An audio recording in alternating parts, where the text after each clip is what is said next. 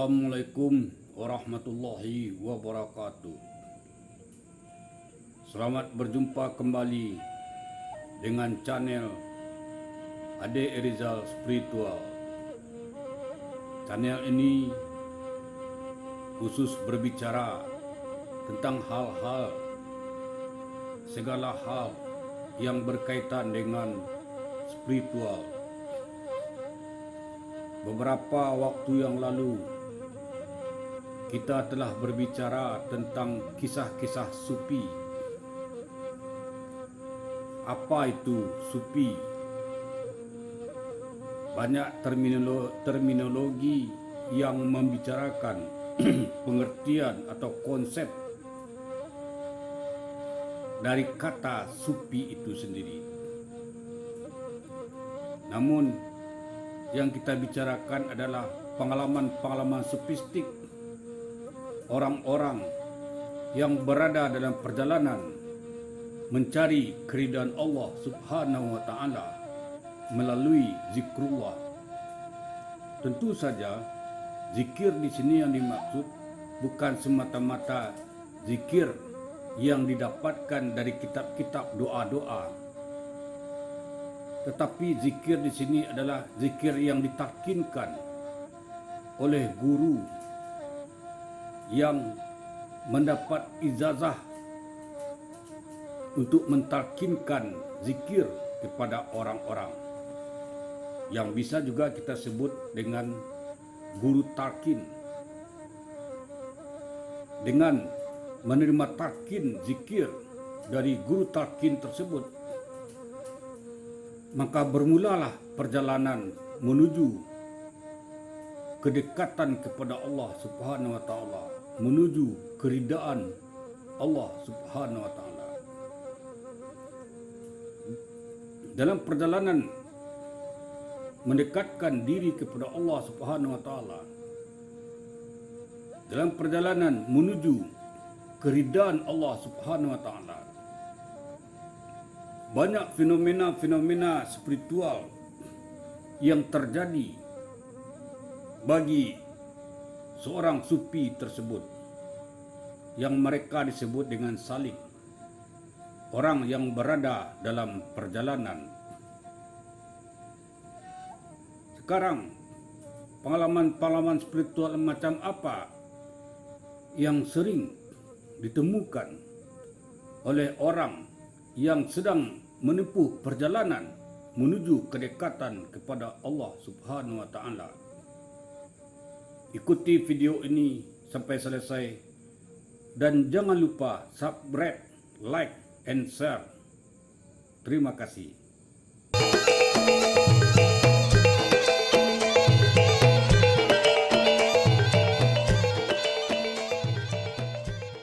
Ikhwanul Muslim yang dirahmati Allah Subhanahu wa taala.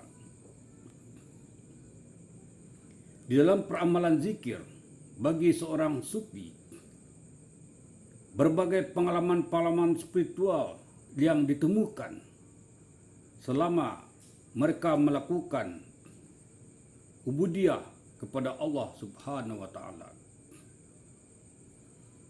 Pengalaman-pengalaman semacam ini kadangkala bagi orang yang tidak mengalaminya tentu menyebut sebagai sebuah pengalaman yang bid'ah, sebagai sebuah pengalaman-pengalaman yang tidak ada dicontohkan, sebagai pengalaman dalam ubudiyah kepada Allah Subhanahu wa taala, yaitu pengalaman spiritual. Tentu banyak hal yang di luar akal sehat manusia untuk menerimanya, sehingga kadangkala ketika orang menyaksikan atau dia membicarakan pengalaman-pengalaman tersebut,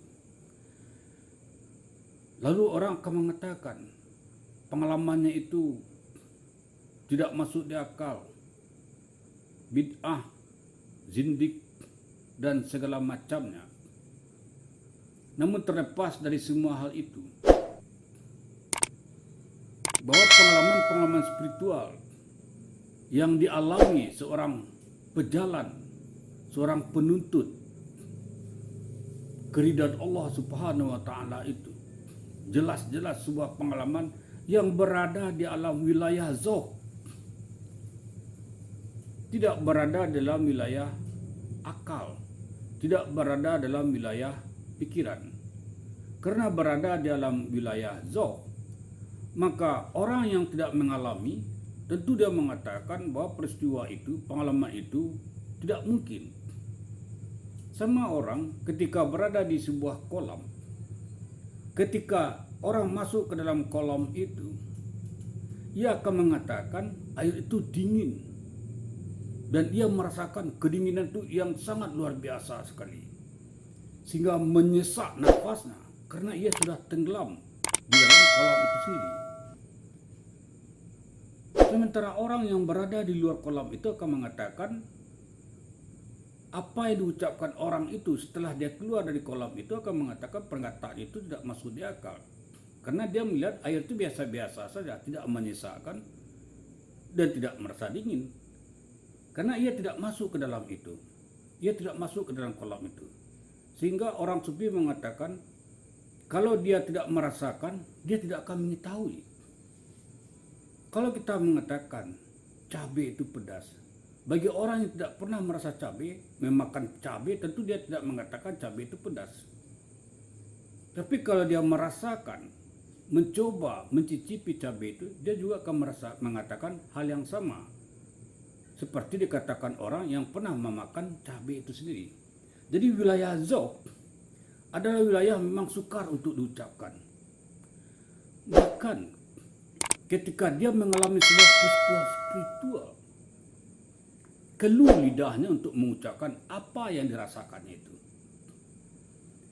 Untuk sampai ke dalam wilayah zauq itu, tentu terlebih dahulu kita harus banyak-banyak melakukan amaliyah berupa zikrullah. Terutama zikir tauhid dan zikir ismuzat. Ketika zikir itu sudah tertanam di dalam kalbu, setelah kita ditalkinkan zikir oleh guru talkin, maka zikir itu sendirilah yang kemudian hidup di dalam kalbu kita. Dan ketika kita mengamalkan kalimat-kalimat zikir seperti la ilaha illallah, maka secara otomatis tidak serta-merta dia akan masuk ke dalam wilayah yang disebut dengan zauq. Tapi zikir yang bagaimana? Zikir yang telah ditalkinkan kepada kita. Nah, ketika zikir itu ditalkinkan, ketika zikir itu sudah ada dalam kalbu kita dan dia hidup, ketika kita mengucapkan kalimat tauhid itu sendiri, dia akan aktif di dalam kalbu kita itu sehingga masuk ke dalam ruang yang disebut dengan zauq tadi. Tapi untuk masuk ke dalam wilayah zauq itu tidak bisa zikirnya 100, 200 atau 300 sehari, 2 hari, 3 hari, atau 3 hari, 4 hari, seminggu, sebulan, tidak. Dia harus senantiasa menanamkan zikir kalimat tauhid itu di dalam kalbunya secara terus-menerus dengan tulus ikhlas sampai akhirnya tembus kalbu itu ke dalam wilayah zauq dengan izin Allah Subhanahu wa taala. Ketika sudah tembus ke dalam wilayah zauq itu tadi, maka disitulah dia bisa merasakan segala sesuatu yang berhubungan dengan rohania, segala sesuatu yang berhubungan dengan yang sifatnya rohania itu sendiri, yang disebut dengan sentuhan-sentuhan rohania. Dan puncaknya yang tertinggi adalah sentuhan-sentuhan ilahiyah. Namun sampai ke tingkat itu tidak mudah, sangat panjang jalannya. Nah, perjalanan orang untuk sampai ke dalam wilayah-wilayah zauq itu disebut dengan salik. Dia mungkin mengamalkan zikir itu setahun, 2 tahun, itu belum tentu dia tembus ke dalam wilayah zauq itu sendiri. Nah, bagi orang yang sudah tembus ke dalam wilayah zauq, zauqnya itu bisa sampai secara rohani kepada guru-guru di dalam silsilah tarekat itu sendiri. Dia zauq itu sampai kepada guru utama, sampai kepada Rasulullah Sallallahu Alaihi Wasallam, dan sampai kepada Allah Subhanahu Wa Taala dengan izin Allah Subhanahu Wa Taala. Zauqnya itu ketika betul-betul sudah tembus ke dalam wilayah-wilayah alam rohaninya itu, maka zauq itu bisa sampai kepada guru utama. Kalau dalam Tariqah Naqsabandi, guru utamanya adalah Syekh Muhammad Bahodin Naqsabandi rahimullah. Ketika dia berzikir itu atau setelah zikir, maka zauq itu sampai kepada rohani, sampai kepada beliau secara rohani, sehingga dia bisa merasakan keberadaan rohani pendiri Tariqah Naqsabandi itu sendiri. Nah, ketika dia sudah bisa merasakan sampai secara rohaniah zauqnya itu kepada pendiri Tariqah Naqsabandi, Syekh Muhammad Bahodin Naqsabandi, ketika itu boleh dikatakan telah sampai kepada guru utama. Demikian juga dengan izin Allah Subhanahu wa taala, zauq itu bisa sampai kepada Rasulullah sallallahu alaihi wasallam, bisa sampai kepada Nabi Muhammad Rasulullah sallallahu alaihi wasallam. Zauqnya itu sampai, dan dia bisa merasakan sampai itu. Dia bisa merasakan keberadaan secara rohani Rasulullah sallallahu alaihi wasallam. Nah, pada saat itu ia bisa dikatakan telah sampai. Itu yang disebut dengan tariqah wusul. Wusul artinya sampai. Sampai dia bisa merasakan secara zauq sampai ia kepada guru utama, sampai kepada Rasulullah sallallahu alaihi wasallam. Nah, sebelum sampai ke tahapan itu yang disebut dengan perjalanan. Pengalaman-pengalaman untuk sampai ke situ itu macam-macam yang terjadi. Sebelum masuk ke dalam wilayah zauq itu macam-macam pengalaman-pengalaman spiritual yang terjadi, yang sulit dicerna oleh akal sehat. Hanya bisa kita mengalami dan merasakan sendiri pengalaman untuk sampai ke dalam wilayah zauq itu. Dan ketika kita sudah masuk ke dalam wilayah zauq itu sendiri, macam lagi pengalaman-pengalaman yang timbul. Pengalaman rohania, pengalaman-pengalaman yang bersifat spiritual. Nah, ini sulit digambarkan, sulit diceritakan, sulit diungkapkan kepada orang secara umum. Maka Syekh Abdul Habib Al-Ghazali mengatakan ini disebut dengan mukasyaf. Ilmu mukasyaf tidak bisa diungkapkan kepada orang, tidak bisa diungkapkan kepada publik. Kita hanya menyimpannya sendiri, menghayalnya sendiri. Dia merupakan rahasia diri. Sama dengan rahasianya antara kita dengan istri kita. Apa yang kita lakukan dengan istri kita di kamar kita itulah rahasia kita sendiri yang tidak mungkin kita ungkapkan kepada publik. Itu disebut dengan rahasia. Bagi pejalan itu bisa diungkapkannya kepada gurunya, agar gurunya bisa menuntun apakah perjalanan menuju zauq itu benar atau salah, hak atau batil. Nah, inilah yang disebut dengan supi itu.